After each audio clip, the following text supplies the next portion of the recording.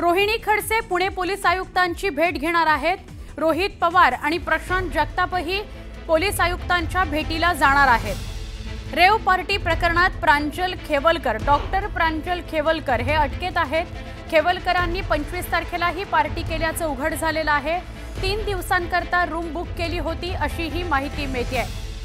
हे जे मध्ये पांढऱ्या टी-शर्ट मध्ये आपल्याला बघायला मिळतात ते आहेत डॉक्टर प्रांजल खेवलकर, रोहिणी खडसे यांचे ते पती आहेत।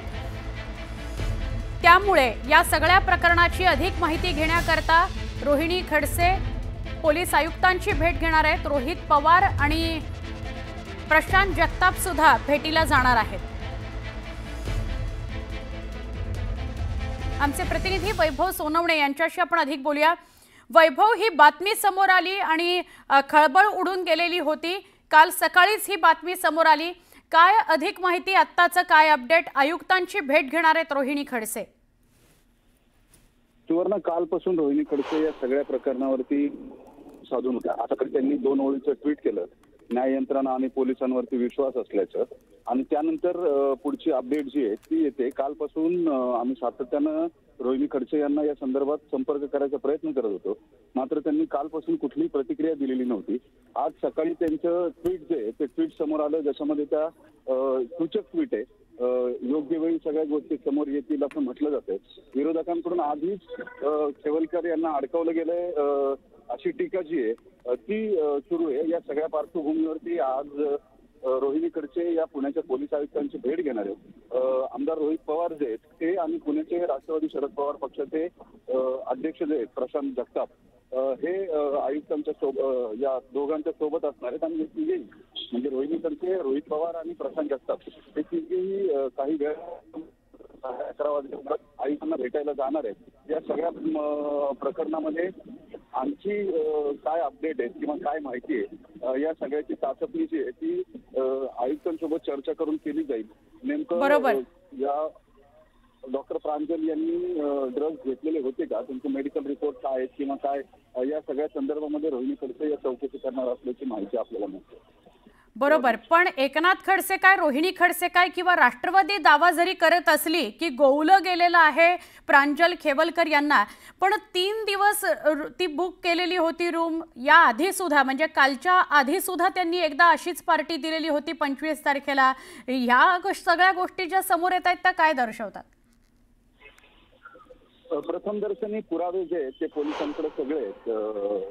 या सगळ्या प्रकरणांमध्ये इतर लोक पार्ट्या करत नाहीत का असा सवाल जो आहे तो विरोधी पक्षांकडून विचारला जातोय किंवा समर्थकांकडून विचारला जातोय। आणि या सगळ्या प्रकरणामध्ये खेवलकर हे काही लपून छपून कधी पार्ट्यांना गेले नाहीत किंवा ते अनेकदा पब मध्ये सुद्धा पार्ट्यांना जात असल्याचे व्हिडिओ यापूर्वी सुद्धा समाज माध्यमांमध्ये आहेतच। त्यामुळे त्यांनी लपून काही केलेलं नाही। ज्या पार्टीला ड्रग पार्टी असं म्हटलं जातं तिथे ते ड्रग कोणी आणलं किंवा त्या मुलींजवळ या सगळ्या गोष्टी ज्या आहेत त्या कशा पोहोचवण्यात आल्या असे प्रश्न जे आहेत ते उपस्थित त्यामुळे या सगळ्या प्रकरणावरती प्रश्नचिन्ह निर्माण झाले। या सगळ्यामध्ये एक महत्वाचा खुलासा जो आहे तो महत्वाचा असणार आहे, जो आहे फॉरेन्सिकचा रिपोर्ट जो आहे त्याला 7 दिवस लागतील यायला। रक्ताचे नमुने घेतल्यानंतर त्यांच्या रक्ताच्या नमुन्यामध्ये कोकेन किंवा ड्रग्जचे किंवा कुठलेही केमिकल सबस्टन्सेस आहेत का याचा रिपोर्ट जो आहे तो 7 दिवसांनंतर येणार आहे। त्यामुळे तोपर्यंत खडसे आणि खेवलकरांच्या अडचणी संपणार नाही हे निश्चित आहे। नक्की, धन्यवाद वैभव, माहिती दिली त्याबद्दल।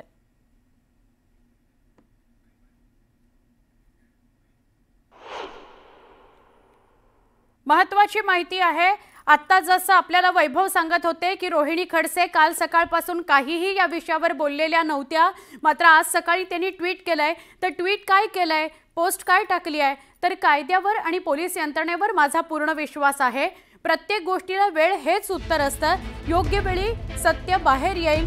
पतीच्या अटकेनंतर रोहिणी खडसेंनी हे ट्विट केलेलं आहे। पहिलं ट्विट रोहिणी खडसे यांचं आज सकाळी आलं की कायद्यावर आणि पोलीस यंत्रणेवर माझा पूर्ण विश्वास आहे आणि सत्य काय ते योग्य वेळी बाहेर येईल। प्रत्येक गोष्टीला वेळ हेच उत्तर असतं असं त्यांनी लिहिलेलं आहे।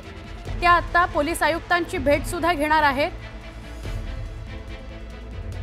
एनसीपी शरदचंद्र पवार पक्षाच्या रोहिणी खडसे या पोलीस आयुक्तांची भेट घेणार आहेत आणि या सगळ्या प्रकरणामधले अपडेट घेणार आहेत। कुठल्या पद्धतीने तपास सुरू आहे तेही त्या बघणार आहेत। प्रांजल खेवलकर यांना रेव पार्टी प्रकरणात पुण्यात अटक झाली। प्रांजल खेवलकर यांच्यासह आणखी 4 पुरुष आणि 2 महिलांना पुणे पोलिसांनी अटक केलेली आहे। काल सकाळी ही घटना घडली आणि त्यानंतर आज रोहिणी खडसेंनी प्रतिक्रिया दिलेली आहे। हा संपूर्ण प्रकार मला संशयास्पद वाटतोय अजूनही।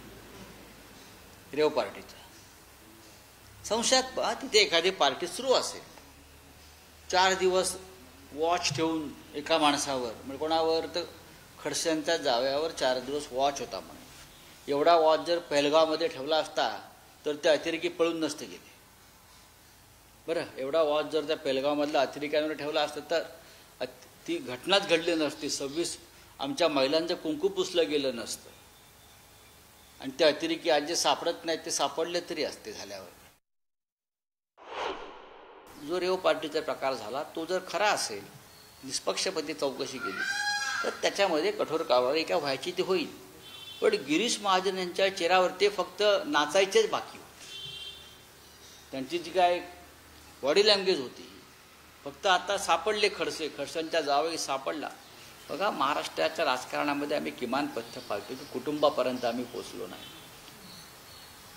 दुर्दैवानं भारतीय जनता पक्षातले लोक कुटुंबापर्यंत पोचायला लागले, त्यांना बदनाम करायला लागले।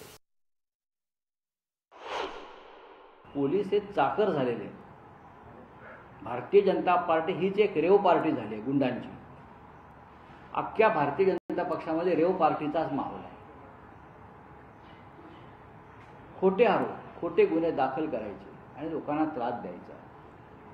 मग बलात्काराचे गुन्हे दाखल होत आहेत, रेव पार्टीचे गुन्हे दाखल होत आहेत, खुनाचे गुन्हे दाखल होत आहेत, खोटे। पोलिसांना लाज वाटली पाहिजे। खाकी वर्दी तुम्ही घालताय, तुम्ही शपथ घेतलेली आहे निष्पक्षपणे तपासाची।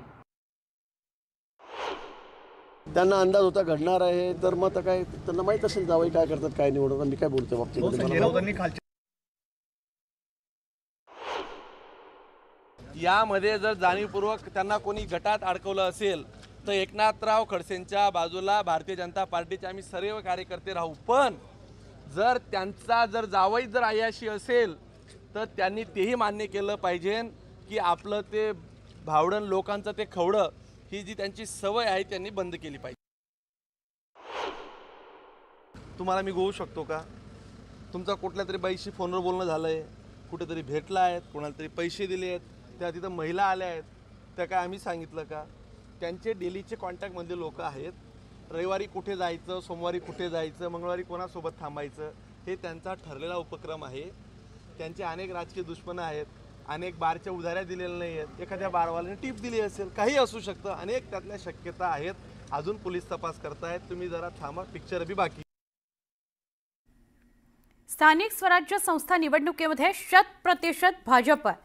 राज्यातील नेतृत्वाने केंद्रीय नेतृत्वापुढे हा प्रस्ताव मांडलेला आहे। मुख्यमंत्री देवेंद्र फडणवीस आणि प्रदेशाध्यक्ष रवींद्र चव्हाण यांच्या दिल्ली दौऱ्यात केंद्रीय गृहमंत्री अमित शहा यांच्याशी या दोघांची चर्चा झाल्याचं कळत आहे। महायुती मित्रपक्षातील वादग्रस्त मंत्र्यांमुळे भाजपची प्रतिमा मलिन झाल्यासंदर्भात संवाद या तिन्ही नेत्यांमध्ये झाला अशी ही माहिती मिळते।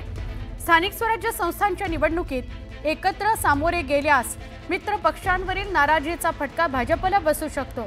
नुकत्याच पार पडलेल्या विभागवार बैठकीमध्ये भाजपच्या आमदारांचाही एकच सूर होता की एकट्याने आपण निवडणुकीला सामोरं जावं। 100% भाजपचा प्रस्ताव देत मित्र पक्षांना स्थानिक स्वराज्य संस्थांमध्ये सोबत घेऊ नये। शिवसेनेने वादग्रस्त मंत्री संजय शिरसाट, संजय राठोड याचबरोबर आमदार संजय गायकवाड यांचं मारहाण प्रकरण यामुळे सरकारची बदनामी झालेली आहे। तर कृषी मंत्री माणिकराव कोकाटे यांचं रमी प्रकरण सुद्धा सरकारला भोवलेलं आहे। भाजप 132 आमदारांसह सगळ्यात मोठा पक्ष आहे, त्यामुळे मित्र पक्षांमुळे स्थानिक पातळ्यांवर मोठा फटका बसण्याची दाट शक्यता आहे आणि म्हणून 29 महापालिकांमध्ये भाजपने एकटं लढण्याची तयारी करावी असा प्रस्ताव समोर आलेला होता। पुणे, पिंपरी चिंचवड, नागपूर, अमरावती, कल्याण, डोंबिवली, नाशिक, सोलापूर, जळगाव या ठिकाणी भाजपची ताकद मोठी आहे, त्यामुळे एकट्याने आपण निवडणुकीला सामोरं जावं असा सूर उमटतोय। या सगळ्या संदर्भात दिल्लीमध्ये चर्चा झाली।